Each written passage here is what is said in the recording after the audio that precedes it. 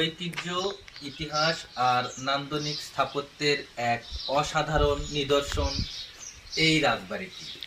এইটা হচ্ছে রাজশাহীর পুঠিয়া উপজেলায় অবস্থিত পুঠিয়া রাজবাড়ি। প্রিয় দর্শক, ভিডিওটি পুরোটা দেখুন এবং আমাদের সাথে থাকুন। আজকে আপনাদেরকে ঘুরে দেখাবো এই রাজশাহীর পুঠিয়া উপজেলা। তাহলে আমাদের সাথেই থাকুন। পুঠিয়া রাজবাড়ি বাংলাদেশের অন্যতম ঐতিহাসিক ও দর্শনীয় জমিদার বাড়ি, যা রাজশাহী জেলার পুঠিয়া উপজেলায় অবস্থিত। এটি শুধু একটি প্রাসাদ নয়, বাংলার জমিদারি ইতিহাস, স্থাপত্য ও সংস্কৃতির এক গুরুত্বপূর্ণ নিদর্শন। রাজশাহী শহর থেকে প্রায় ৩০ কিলোমিটার পূর্বে রাজশাহী নাটোর মহাসড়কের কাছেই অবস্থিত এই পুঠিয়া রাজবাড়িটি। পুঠিয়া রাজবাড়িটি নির্মাণকাল 1895 সাল। নির্মাতা মহারানী হেমন্ত কুমারী দেবী। উদ্দেশ্য তার শাশুড়ি মহারানী শরৎসুন্দরী দেবীর স্মৃতিতে তৈরি। পুঠিয়া অঞ্চলে জমিদারি শুরু হয় মোগল আমলে। সম্রাট জাহাঙ্গীর এক ব্রাহ্মণ জমিদার নীলাম্বরকে রাজা উপাধি দেন। পরে তার বংশধরদের মাধ্যমেই পুঠিয়া রাজ পরিবার গড়ে ওঠে।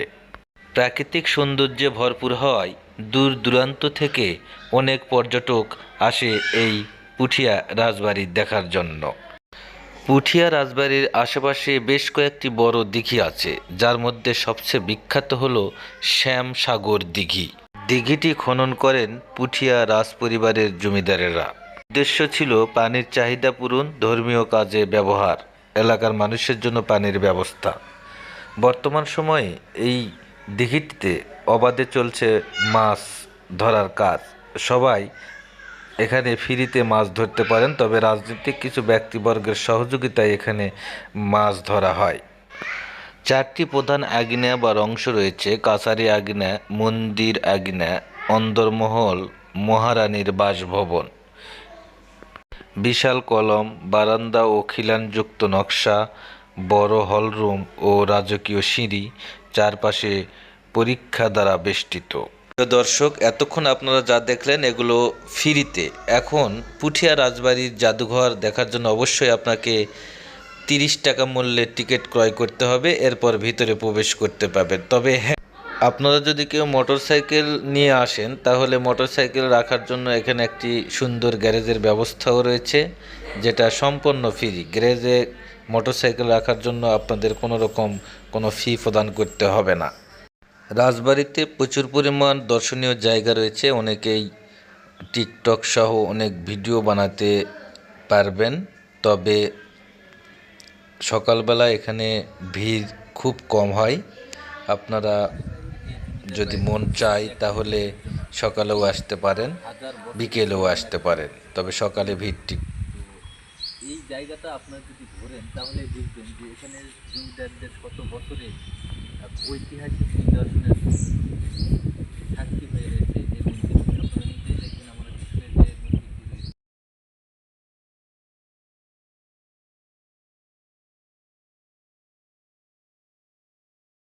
পুঠিয়া রাজ পরিবার গড়ে ওঠে মোগল আমলে। সম্রাট জাহাঙ্গীর এক ব্রাহ্মণ পণ্ডিতকে জমি দিয়ে রাজা উপাধি দেন। এরপর কয়েক প্রজন্ম ধরে জমিদারি চলতে থাকে। ব্রিটিশ আমলে এই রাজপরিবার অনেক শক্তিশালী ও ধনী হয়ে ওঠে।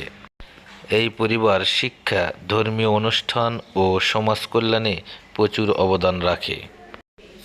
পুঠিয়া রাজবাড়ির ডিজাইন ইউরোপীয় ও মোগল স্টাইলের মিশ্রণে। পুঠিয়া রাজবাড়িতে বর্তমানে কিছু সংস্কারের কাজও চলছে। আপনারা নিশ্চয় চোখে দেখলেই বুঝতে পারবেন এগুলো পরবর্তীতে সংস্কারের মাধ্যমে তারা পার্ক সিস্টেম করেছে। রাজকীয় দরজা, লাল ইটের কারুকাজ আর নিস্তব্ধ আঙিনা, এ যেন প্রকৃতির এক অপূর্ব দৃশ্য। পুঠিয়া রাজবাড়ির ইতিহাস শুরু হয় জমিদার পরিবারের হাত ধরে। এখানে রাজারা বসবাস করতেন এবং পুরো এলাকাটি ছিল তাদের শাসনাধীন। রাজবাড়ির স্থাপত্য মোগল ও ইউরোপীয় ধাঁচের প্রভাব দেখা যায়, যা এটিকে করেছে অনন্য। রাজবাড়ির বিশাল প্রবেশদ্বার, দৃষ্টিনন্দন বারান্দা এবং কারুকাজ করা দেওয়াল আপনাকে মুগ্ধ করবে। ভিতরের কক্ষগুলো একসময় রাজকীয় জীবনযাত্রার সাক্ষী ছিল। এখানকার প্রতিটি অংশেই রয়েছে ইতিহাসের ছোঁয়া। রাজবাড়ি একটি ঐতিহাসিক স্থাপনা হিসাবে সংরক্ষিত। প্রতিদিন অসংখ্য পর্যটক এখানে আসেন ইতিহাস আর সৌন্দর্য উপভোগ করতে। ভালোবাসেন? তাহলে পুঠিয়া রাজবাড়ি আপনার জন্য অবশ্যই একটি